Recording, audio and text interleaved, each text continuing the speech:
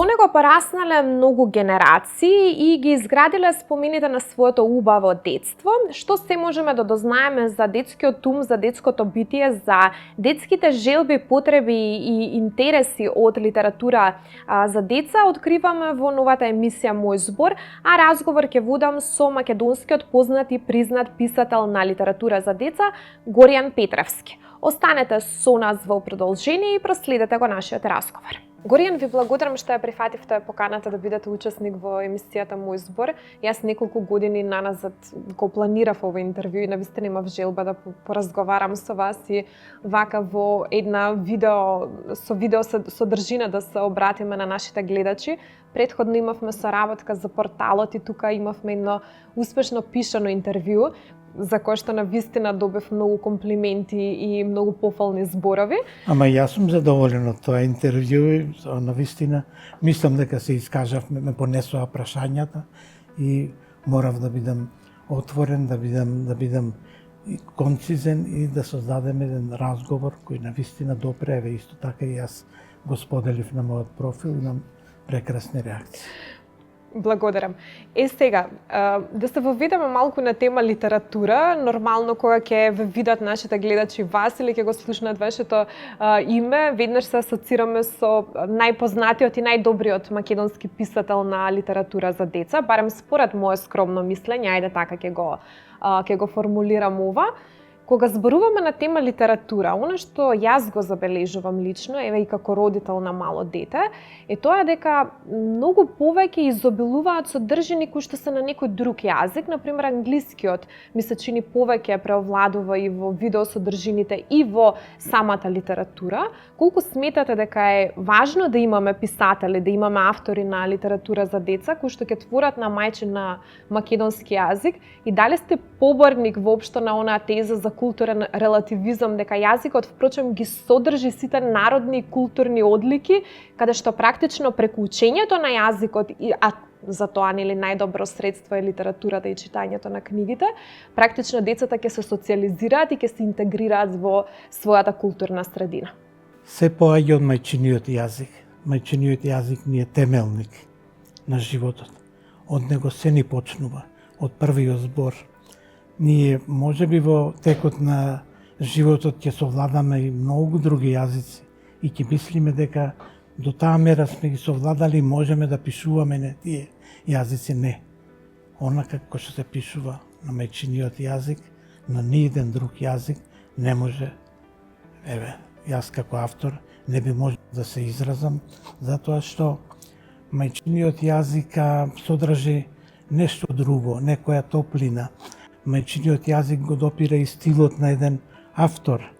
Ние не можеме, јас пишувајќи една книга, не можам да избегам од тој мајчин јазик, од оние први зборови што сум ги научил. Сето тоа ме влече напред да создавам литература која ќе ги допре децата, која ќе им биде блиска и по топлина и по начин на кој ќе се поистоветуваат со приказната. И јас навистина мислам дека мајчиниот јазик е нешто што треба како скапоценност да се сочува, не само од нас, но тука би требало и општеството во целина да учествува во тоа создавање, во тоа одржување на големината на тој јазик кој навистина не направил да умееме и да пишуваме, и да запееме, и да се скараме, но сето тоа е плод на нешто што сме го носеле од самите почетоци и се разбира ќе не следи во текот на сиот живот. Уште една дилема што мене ми се поставува лично, верувам дека ќе се истоветат со ова моја прашање и многу гледачи го имаат тоа поставено веќе како некој тип на естетска дилема. Дали литературата, особено ако е литература за деца, таа треба да го отсликува времето во кое што живеат? Например, денеска живееме во ера на роботика, вештачка интелигенција, сакам да кажам, тоа се некои актуелни теми. Дали литературата за деца треба да го следи тој тренд, тие актуелни теми, да се пишува и да се отсликуваат појави, настани и предмети кои што се секојдневно присутни во нашиот современ живот, или сепак сте поборник на она теза дека постојат некои универзални вистини, универзални воспитни мерила кои што ние треба да им ги пренесеме на децата, меѓу другото и самата литература за деца која што ја има таа карактеристика да има и воспитна функција. Јас барам така ја доживам литературата за деца како една од педагошките алатки со кои децата се воспитуваат. На која линија повеќе сте? На универзалната линија или на оваа која што е, да кажам, релативистичка? Литературата за деца и млади, барем јас така ја доживувам, затоа што пишувам и за оние од најмала возраст, но се разбира сум исто така во своето творештво, да не речам целосно, оддадени за тинеџерите. Тоа е една публика која навистина е благородна и благодарна. Да речем, оние деца од најмала возраст, тие не паметат автор. За нив е нештото добро или лошо ќе го прифатат во одреден настан или ако некој друг му ја чита приказната, но автор не паметат. Но тинеџерите сепак се веќе, кои ќе стигнат на една возраст, се соживуваат со она што ќе им се допадне, со одреден роман. И тогаш веќе почнуваат да бараат свој автор. Ако се задоволни од некоја книга, од некој роман, ќе ги бараат книгите од истиот автор, но не можеш и нив да ги залажеш. Ако мислиш дека со една книга си ги освоил, со сите книги ќе ги освојуваш, не простуваат и тие. Јас се обидувам да ги заинтригирам уште со првата страница на книгата. Да речем, еве, романот Марта го почнувам: мамо, кажи ми кој ми е татко. И одеднаш тука е таа прва реченица, мислам дека влече низ приказната. А потоа, ако некаде почувствуваш дека тече бавно приказната, тогаш мораш да внесиш нешто друго, некој момент кој ќе оживее приказната, да биде навистина динамична, да допре до оние што ќе ја читаат на начин кој навистина нема да ги остави рамнодушни. Сега, литературата треба да биде отслик на времето на читателите, но тоа може пак некогаш да не однесе во погрешна ова насока, а јас сум сепак за универзални теми. Се обидувам да ги извлечам приказните од времето, да не бидат многу зависни од времето во кое се создавани. Да речем, ако на децата успееш како автор да им се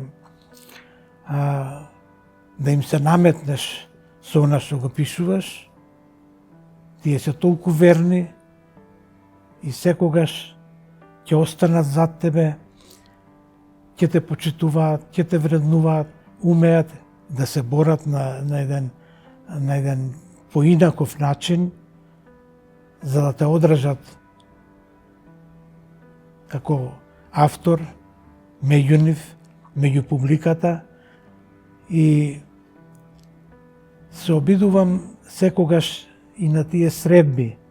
Јас имам бројни средби низ училиштата во Македонија, сум насекаде присутен, да одговорам на тие нивни барања, на тие нивни настојувања, да им понудиш нешто убаво што ќе ги одржи како читатели, што ќе се одушевуваат, но реков, ако некаде почувствуваат дека романот не им се допаѓа, не простуваат, и на тој начин со години успевам да се одржам меѓу нив. И не сум разочаран од овие генерации.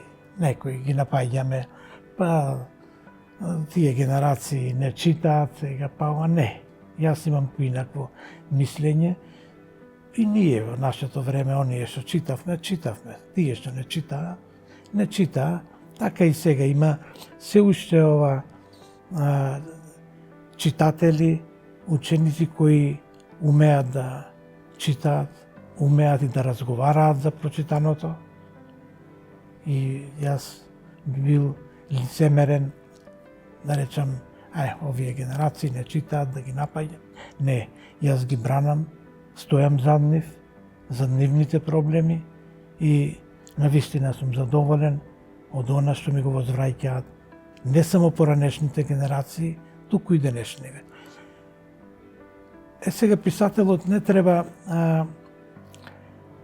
да наметне некој свој дух, некој свој начин на пишувањето, кој ќе ги повлече читателите.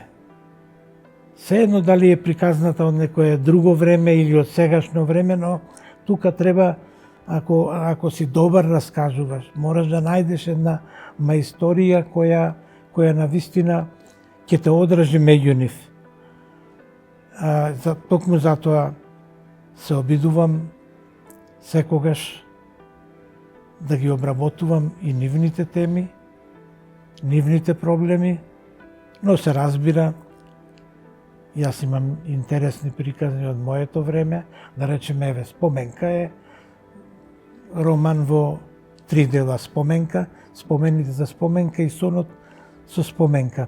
Тие немаат таква љубов, она како што е опишана во Споменка, но тоа е една чиста, една кристална љубов која им се допаѓа, затоа што можеби ја немаат сегашниве генерации. И токму со тоа го држам нивното внимание и задоволен сум што, еве да речем, ако е таа пишувана пред 40 години за некои други генерации, а и денес ја сакаат и се одушевуваат, јас одам тие часови по лектира и навистина имам возврат од нив каков што може да се посака. Веќе го зачнавме одговорот на прашањето кое што ќе ви го поставам сега, меѓутоа ајде малце посублимирано да кажеме кои се разликите и предностите и маните на генерацијата во која што вие сте растеле или на пример како што рековте Споменка е пишувана пред 40 години за некоја друга генерација, таа ги репрезентира некои други појави, некои други ликови, некои други навики на таа генерација. Воочувате ли разлики меѓу денешната? Мислам секако дека има генерацијски разлики, тоа не е ништо за кое што треба да се шпекулира или не знам да се наведуваат причини дали постојат или не постојат, не е мит дека постојат генерацијски разлики, но кои се еве тие? Колку вашата генерација се разликува од денешната и колку таа технологија, тој интернет простор, тоа вмрежување, тој бум на информации на кој што секојдневно се изложени децата и младите, им направил разлика и во нивните навики, и во нивните размислувања и ставови на животот, естетски, етички вредности.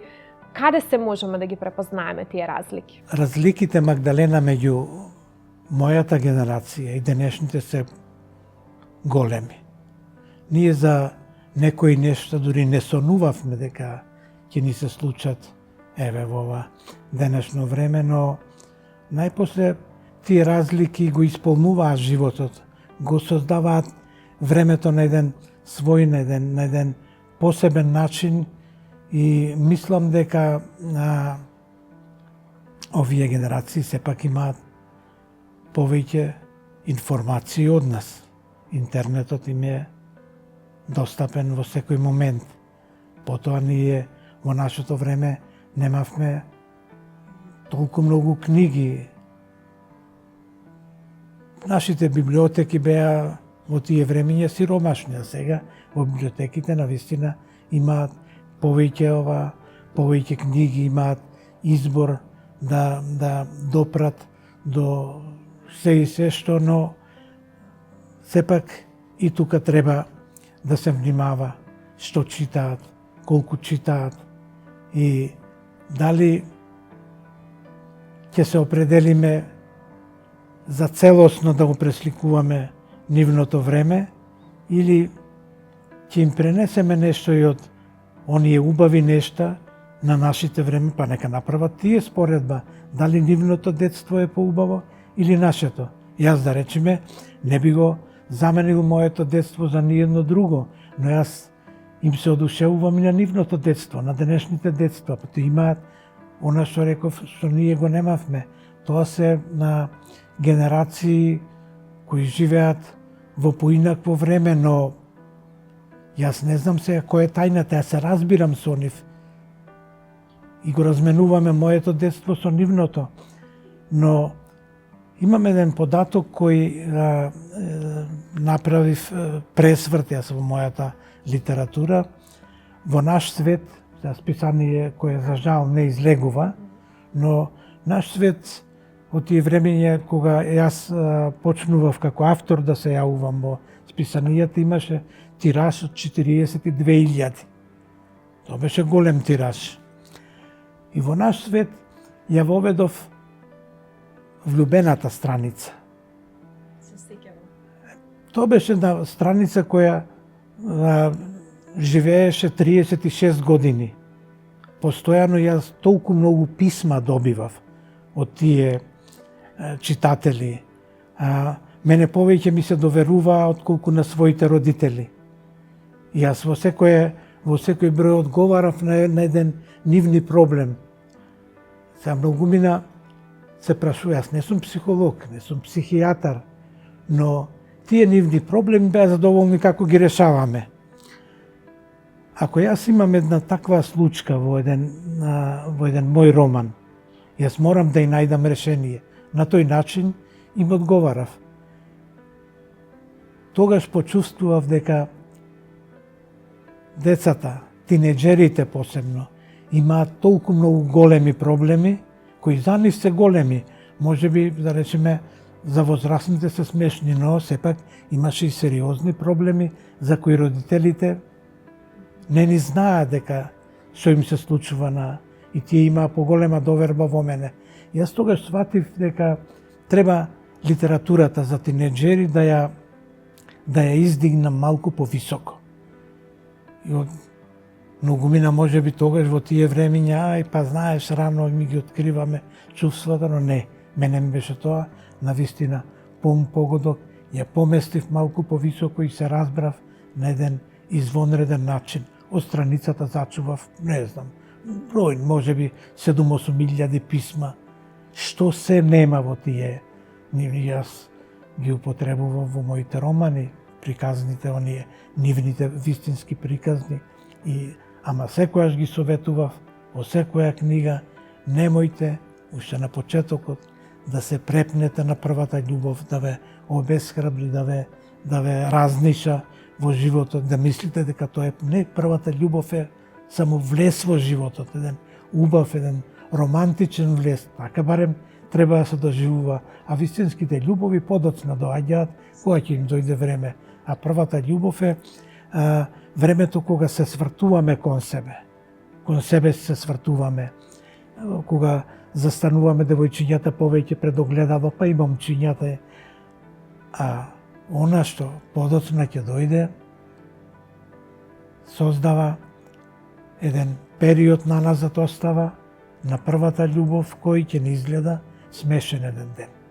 Ова е исто интересно прашање што отвара многу дискусија, а тоа е дали треба авторот на литература за деца да има психолошки или социолошки пристап во обработка на определена тема. Вие кажавте дека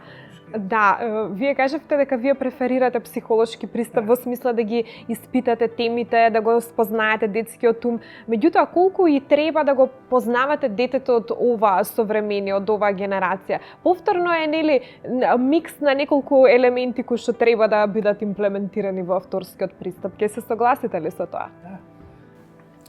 Психологијата ми е предизвик.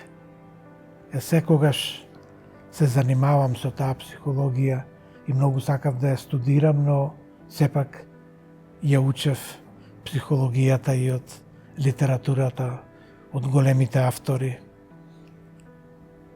Како што беа во тоа време, да речем, јас многу ги читав. И Достоевски го читав.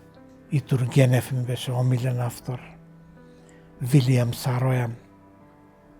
И да не ги набројувам, многу научив и од Джек Лондон, да речеме Мартин Иден. Мене ме препороди таа книга. Читајќи ја, јас мислев дека така се станува писател. И можам да речам дека не сум зависен од ниедна школа, јас сум само од собствената школа и од школата на тие големи автори што ги читав, а потоа се барав себе си и сакав да создадам романи кои ќе им се допаѓаат и на децата и тинејџерите, но и на возрастните, ако дојдат до возрастен читател, зашто оние проблеми што ги обработувам во моите романи не се тоа само проблеми за децата и младите. Тоа тогаш се за нив нерешливи проблеми, но може би се колку што се за децата, многу повеќе и за возрастните. Се обидувам психологијата да ја внесувам во романите, но преку неа да советувам ненаметливо. Да ја истакнам потребата на главните ликови што ги обработувам во романите, а преку нив се разбира да допре и до оние што ќе ја читаат книгата, што ќе го читаат романот. А романот е една форма на искажување која мислам дека е најприкладна за автор да се искаже поцелосно, но како форма сепак е сложена. Ако на се треба да се внимава, например, ако појавиш некаде некое кученце, тоа кученце треба да лавне по некого или да касне или што и да било предмет, ако онака како што е на обично во филмовите. И од моето телевизиско искуство го учев диалогот во романите. Од телевизијата тоа ми е добитна она што би рекол нешто што и предност и нешто што добив од тие сценарија за телевизиски серии што ги пишував, таму треба диалог и го внесував и во романите тој диалог. Но психологијата е таа што ги дава нијансите на приказната. Преку тие нијанси се допира длабоко и до читателот, до нешто ќе ја консумира книгата. Од тука мислам дека книга без психологија, ако се протрча така само бегло низ приказната, нема да има многу допирни точки со читателите. Приказните треба и да забавуваат, треба и да советуваат, но не наметливо. Децата не сакаат да ги советуваш многу отворено, дека ти си најпаметен, па мора да те слушате. Не. Тоа произлегува, советите произлегуваат од начинот на кој нештата им ги соопштуваш. И ако почувствуваат дека стоиш зад нив, ги браниш нивните проблеми, се залагаш да ги извадиш од тие заплеткани ситуации, мислам дека и авторски ќе успееш кај нив. Горијан, ви благодарам за вашето учество во емисијата Мој збор. Јас мислам дека имавме толку многу поенти, не можам да извлечам нито една или две или конечен број на поенти кои што можам да ги пренесам за одјавата. мислам дека секоја реченица беше поента и како таков печаток мој ќе ја заокружам оваа емисија, овој разговор. Ви благодарам уште еднаш за вашето одвоено време. Навистина ми беше пријатно, Магдалена, да разговараме вака сосема отворено. Ти си мој читател, ми го познаваш творештвото, токму затоа прашањата исто така ме понесуваа за да ви споделиме моето искуство, да го споделиме со еден читател кој навистина ја познава, ама и ја сака литературата, што е многу важно за еден добар разговор, како овој денешниот. Навистина ми беше исто така и мене мощно и пријатно. Да се пишува за деца е различно од да се пишува за возрастни, затоа што пристапот до децата како најкритичната публика во однос на оценувањето на творештвото за деца, особено на литературното творештво, е навистина тешка, но и одговорна задача, затоа што писателот истовремено е и педагог, односно еден тип на учител, авторитет и оној кој што ги всадува вредносните системи и ориентации кај децата, и тој можеме да кажеме дека најдобро го обликува и го знае детското битие. За сите овие прашања кои што се однесуваат на детската литература и творештвото за деца разговаравме во денешната емисија Мој збор со Горијан Петревски, а јас вам ви закажувам повторна средба веќе наредната недела со нови теми, нови гости и нови содржини. До тогаш ви посакувам пријатна работна недела. Се гледаме!